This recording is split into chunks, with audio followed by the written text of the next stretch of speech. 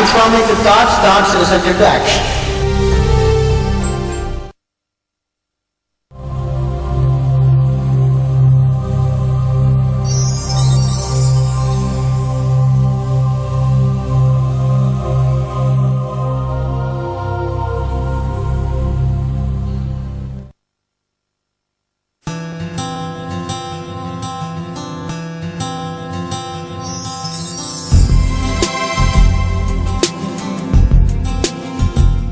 വയനാട്ടിലേക്കുള്ള യാത്രക്കിടയിൽ ലക്കിടിയിലെ 9ാമത്തെ വളവിൽ നിന്നുള്ളതാണ് ഈ ദൃശ്യം. ഇവിടെ പ്രകൃതിയുടെ നേർത്ത ചലനങ്ങൾ പോലും നമുക്ക് അടുത്തറിയാനാകുന്നു.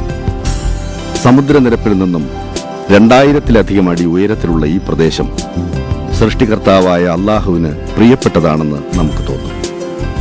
ഇന്ത്യയിൽ ആദ്യമായി മനുഷ്യവർഗം കുടിയേറി പാർത്തത് ഇവിടെയാണത്രേ.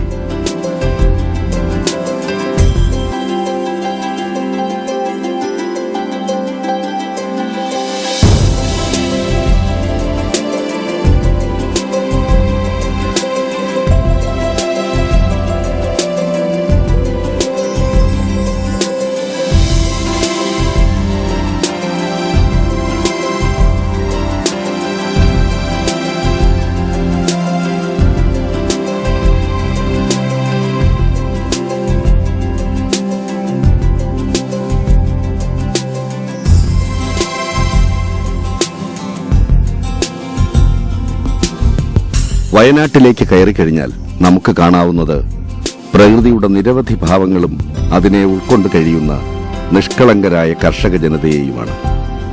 ഇവരാണ് ഈ നാടിന്റെ സമ്പത്ത്. സാമ്പത്തികമായി പിന്നോക്കം നിൽക്കുന്ന ഒരു ജനവിഭാഗം പ്രകൃതിയിൽ അധ്വാനം വിതച്ച് ജീവിതം മുന്നോട്ട് നയിക്കുന്നു.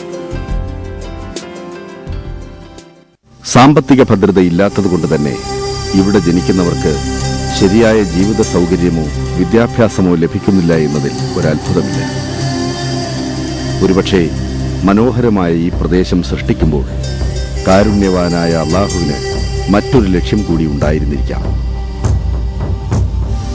1967 മെയ് 9 വയനാട്ടിലെ ചില ധർമ്മിഷ്ഠർ നീലിക്കണ്ടി കുഞ്ഞഹമ്മദ് ഹാജിയുടെ വീട്ടിൽ ഒരു ആലോചനായോഗം ചേർന്നു. WMOയുടെ ആദ്യത്തെ ആലോചനായോഗമായിരുന്നു അത്. അന്ന് നീലിക്കണ്ടി കുഞ്ഞുപോക്കർ ഹാജിയുടെ ഈ വീട്ടിൽ 6 കുട്ടികളുമായിട്ടായിരുന്നു WMOയുടെ തുടക്കം.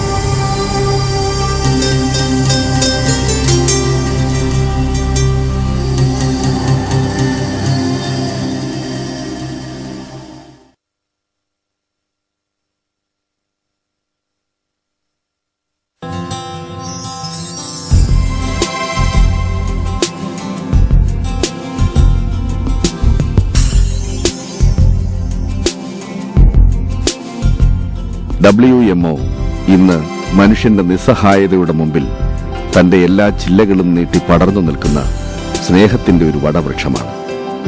ഓരോ ഇലഞ്ഞരമ്പിലും പ്രവഹിക്കുന്നത് പ്രവാചകന്റെ സന്ദേശങ്ങളും.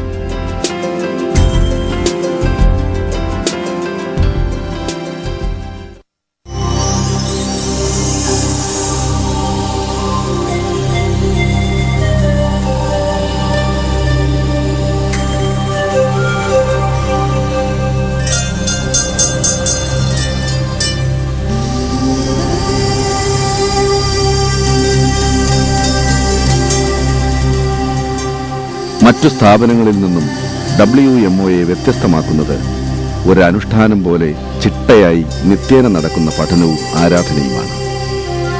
സമൂഹത്തിന് പ്രയോജനം ചെയ്യുന്ന ബുദ്ധിശാലികളെ വാർത്തെടുക്കാൻ ഉതകുന്ന പഠന പ്രക്രിയകളും മനുഷ്യ നന്മയ്ക്കുതകുന്ന രീതിയിലുള്ള ആരാധനയും മതപഠനവുമാണ്.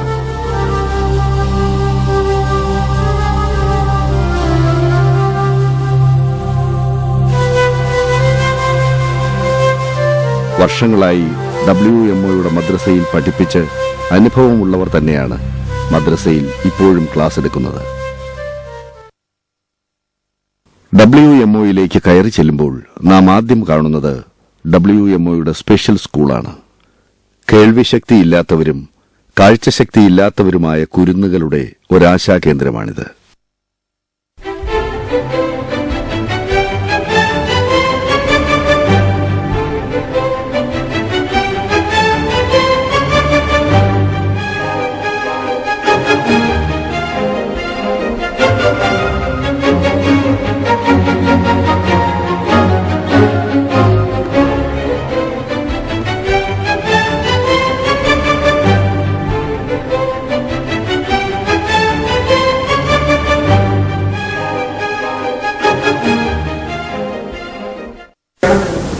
നമ്മൾ യതീംഖാനയുടെ കീഴിൽ 1993 സ്ഥാപനം ആരംഭിച്ചു. കാഴ്ചയില്ലാത്തവരും ബധിരരും മൂകരുമായ കുട്ടികൾക്ക് വേണ്ടിയാണ് തുടങ്ങിയത്. ഇപ്പോൾ 6 കുട്ടികളെ കൊണ്ട് തുടങ്ങിയ സ്ഥാപനം ഇപ്പോൾ 58 പേര് ഉണ്ട് സ്ഥാപനത്തിൽ.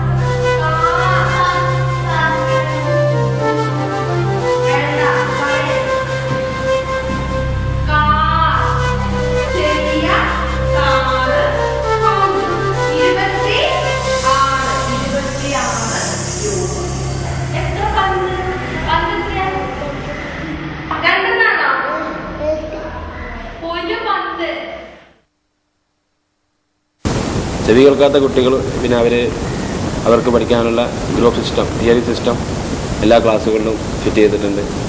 അധ്യാപകർ ആംഗ്യഭാഷയും അതോടൊപ്പം തന്നെ ഹിയറിംഗ് സിസ്റ്റം ഉപയോഗിച്ച് ക്ലാസ് എടുക്കും. കാഴ്ചയില്ലാത്ത കുട്ടികൾ ബ്രെയിൽ ലിപി ഉപയോഗിച്ചാണ് പഠിക്കുന്നത്. അവർ തൊട്ട് നോക്കി പഠിക്കുന്നൊരു രീതിയാണ്.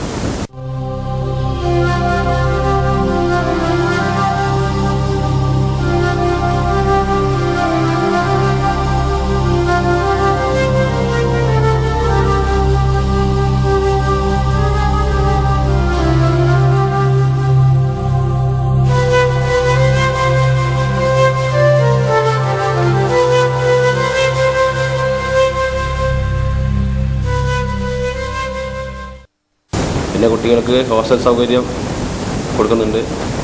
ഭക്ഷണം, താമസം, ചികിത്സ എല്ലാം സൗജന്യമായിട്ട് കൊടുത്തുകൊണ്ടിരിക്കുകയാണ്. പാഠ്യവിഷയത്തിന് പുറമെ കൈത്തൊഴിലുകൾ, ബാസ്ക്കറ്റ് നിർമ്മാണം, മെഴുതിരി നിർമ്മാണം ഇങ്ങനെയുള്ള ഐറ്റംസൊക്കെ പഠിപ്പിക്കുന്നുണ്ട്. കഴിഞ്ഞ വർഷം സാമൂഹ്യക്ഷേമ വകുപ്പിൻ്റെ ഒരു അവാർഡ്, ജില്ലയിലെ ഏറ്റവും നല്ല വികലാംഗ സ്ഥാപനം എന്ന നിലക്കുള്ള അവാർഡ് നമുക്ക് കിട്ടി. എല്ലാ ജാതിമത ഇതിനതീതമായിട്ട് നമ്മൾ യതീംഖാന പാവങ്ങളുടെ വികലാംഗരുടെയൊക്കെ ഉന്നമനത്തിന് വേണ്ടിയാണ്.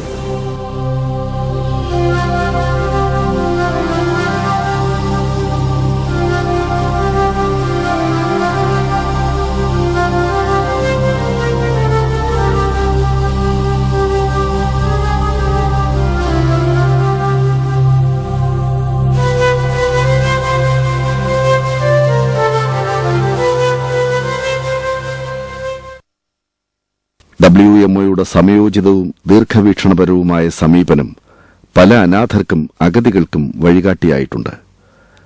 അവരിൽ ഒരാളാണ് അബ്ദുൽ സലീം.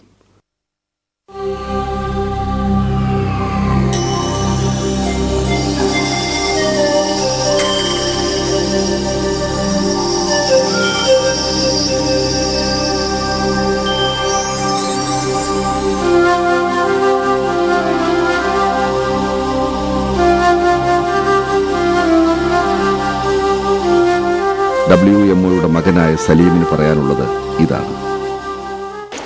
4ാം ക്ലാസ്സിൽ എത്തിയപ്പോൾ പിന്നെ ഇങ്ങനെ കാലിന് ഒരു വേദനയൊക്കെ ഉണ്ടായി. പിന്നെ അതിനെ തുടർന്ന് മുഴയൊക്കെ ആയി, വലിയ വേദനയും മറ്റൊക്കെ ഉണ്ടായി. റിസൾട്ട് അറിഞ്ഞ സമയത്ത് ഇങ്ങനെ ക്യാൻസറാണ്, കുറച്ച് മേലേക്ക് പിന്നെയും ബാധിച്ചു തുടങ്ങി.